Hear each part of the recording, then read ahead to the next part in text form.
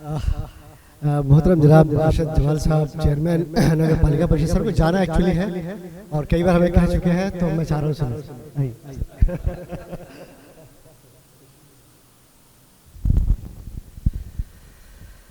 Padmashri vice chancellor साहब professor Syed Anwar Hasan साहब, x PC Jaiswal साहब, हाजी वसीम साहब, शमसुद्दीन साहब, अनवार साहब, ख़वातीन व हज़रात, अस्सलाम वालेकुम, आदाब, नमस्कार।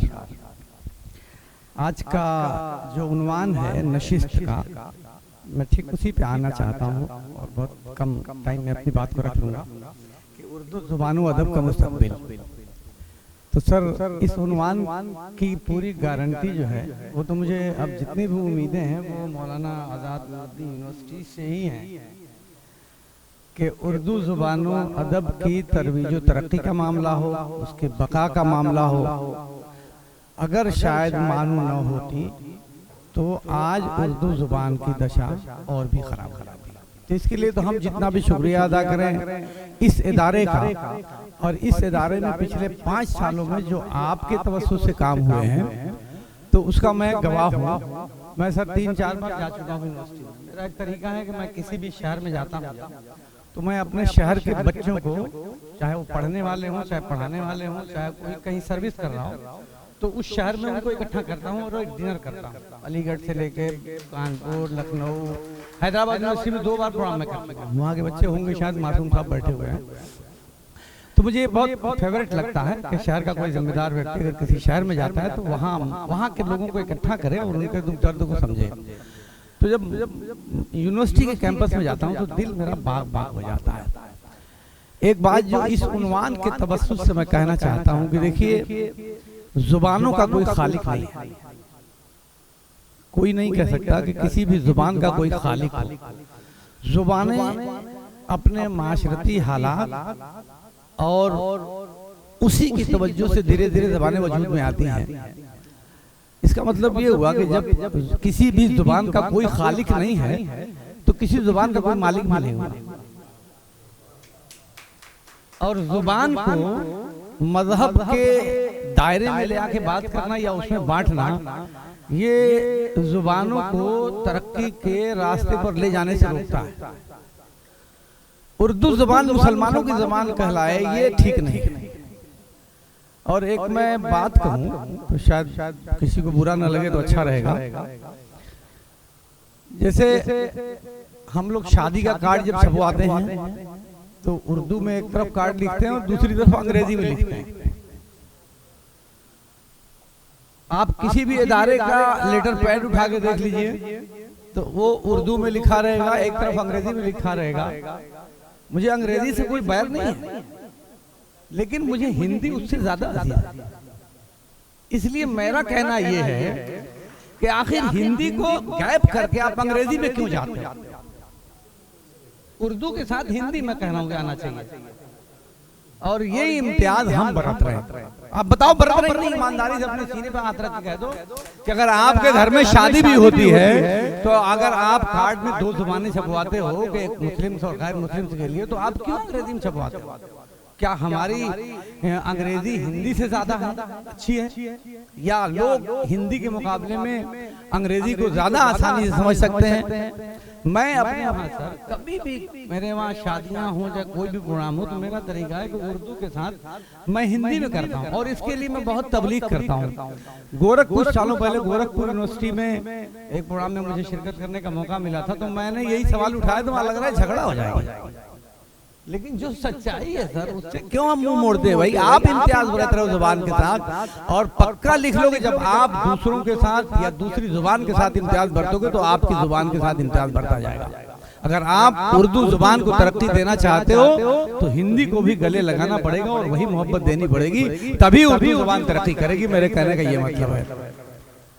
अब आज इससे मौलाना आज़ाद उर्दू यूनिवर्सिटी की तो जो खिदमत है उसे किसी भी कीमत पर बयान ही नहीं किया जा सकता। वीसी साहब को पद्मश्री अवार्ड मिला है। मैं तो दुआ करता हूं कि आप इससे बड़े अवार्ड मिलें और आप भारत रत्न तक जाएं। हमारी तो ये ख्वाहिश है, क्योंकि आपकी खिदमत तो बेपनाह है ना। उर्दू जुबान में कोई भी इदारा जो जदीद तालीम की तरफ ले जाए या मईशत से जोड़े, जब तक हम किसी भी तालीम को मईशत से नहीं जोड़ेंगे और आमदनी का जरिया नहीं बनाएंगे, वो तरक्की नहीं करेगी। इसे अच्छा लगे खराब लगे। ये खत्ताती की बात अभी हो रही थी, तो खत्ताती आखिर क्यों धीरे धीरे कमजोर हो रही है? उसकी बुनियादी वजह है कि खत्ताती को हमने अपने प्रोफेशन से नहीं जोड़ा, और जब तक किसी भी तालीम को आप प्रोफेशन से नहीं जोड़ोगे वो तरक्की नहीं करेगी, और उसकी इत्तका के लिए आप कुछ भी करते रहो, बड़ी बड़ी बातें तो हो जाएंगी मगर वो जबान तरक्की नहीं करेगी। अभी सर ने बताया कि इंटीरियर का और फैशन डिजाइनिंग को भी इस कोर्स में आप शामिल कर रहे हैं, तो उर्दू को मीडियम बना के, उर्दू को तवस्सुत बना के अगर हम मईशत को मजबूत कर लें तो मैं नहीं समझता कि इसकी तरक्की में जो रुकावटें आ रही हैं उन रुकावटों को हम दूर कर पाएंगे। उर्दू जुबान को हमें बांटना नहीं है, उर्दू को जरिए माश बनाना है। जैसे मऊ के कम से कम 12-13 बच्चे तो मैं समझ रहा हूँ कि मौलाना आजाद यूनिवर्सिटी में कहीं ना कहीं बेरोजगार हैं सर। मऊ शहर एक छोटा सा शहर है और पूरे हिंदुस्तान में मैं कह सकता हूँ शायद, मगर उत्तर प्रदेश में तो वहाँ जितने तालिब इल्म मऊ शहर से मौलाना आजाद यूनिवर्सिटी में पढ़ते हैं कि शायद किसी भी शहर से नहीं होंगे। तो मुझे इस बात का फख्र है कि मेरे शहर के बच्चे वहाँ ज़्यादा हैं और वहाँ तालीमी निज़ाम बहुत बेहतर है। तो मैं एक मरतबा फिर सर का इस्तकबाल कर रहा हूँ। सर के बगल में साबिक प्रोफेसर साहब बैठे हुए हैं जो कई यूनिवर्सिटियों के आप रह चुके हैं वाइस चांसलर। कुछ देर पहले आपके साथ बात करने का मुझे मौका मिला, तो इतनी देर में मुझे अंदाजा लग गया कि आप बहुत महान इंसान हैं, इसमें कोई शुबा नहीं है। और आपके साथ नशीस हुई, आपकी गुफ्तगू चंद जुमले सुन के अंदाजा लग जाता है कि कौन किसकी कैसी फिक्र है, कैसी सोच है। काशी जी सर, इसी मिट्टी के तो सब है सर, लेकिन सबके सोचने का तरीका ऐसा नहीं होता जैसा आपका है।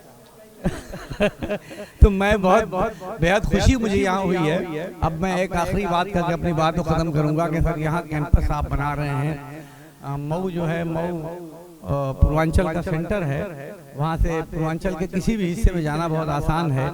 तो मऊ में भी अगर आप एक कैंपस बनाएं तो उसके लिए हम हर तरह के टाउन, जाहिर सी बात है कि आपका तो बहुत बड़ा इदारा है, हम छोटे लोग हैं, छोटा इदारा देंगे, लेकिन मेरे पास कई चीज़ें हैं। जैसे कि हमारा एक स्कूल है जो मैंने टीम गई थी देखा है, वो बिल्कुल 4 लेन नेशनल हाईवे पे बहुत बिल्कुल सेंटर में है। वो पूरा स्कूल बिल्डिंग बनी हुई है, कम से कम 25-30 कमरे उसमें हैं। वो हम फौरन देने को तैयार हैं। मेरी पर्सनल ज़मीन है वहाँ 2 एकड़ के आसपास, मैंने वो भी दिखा दिया है आपकी टीम को सर। अगर वो ले लें आप, मुझे मऊ में आप कायम कर दें, मानो यूनिवर्सिटी का एक कोई छोटा सा हिस्सा मुंह में आप ले आके रख दीजिए। अगर ये भी नामुमकिन हो तो मैं एक इदारे का चेयरमैन हूँ, नगर पालिका परिषद का, हमारे पास सैकड़ों ज़मीनें हैं। आप यूनिवर्सिटी की तरफ से एक चिट्ठी जिला मजिस्ट्रेट को लिख दीजिए कि वहाँ हम एक कैंपस कायम करना चाहते हैं, अगर सरकारी ज़मीन कोई दे सके तो वो ज़मीन भी मैं ही दूंगा, लेकिन वो डीएम के तवज्जुह से मेरे पास आएगा।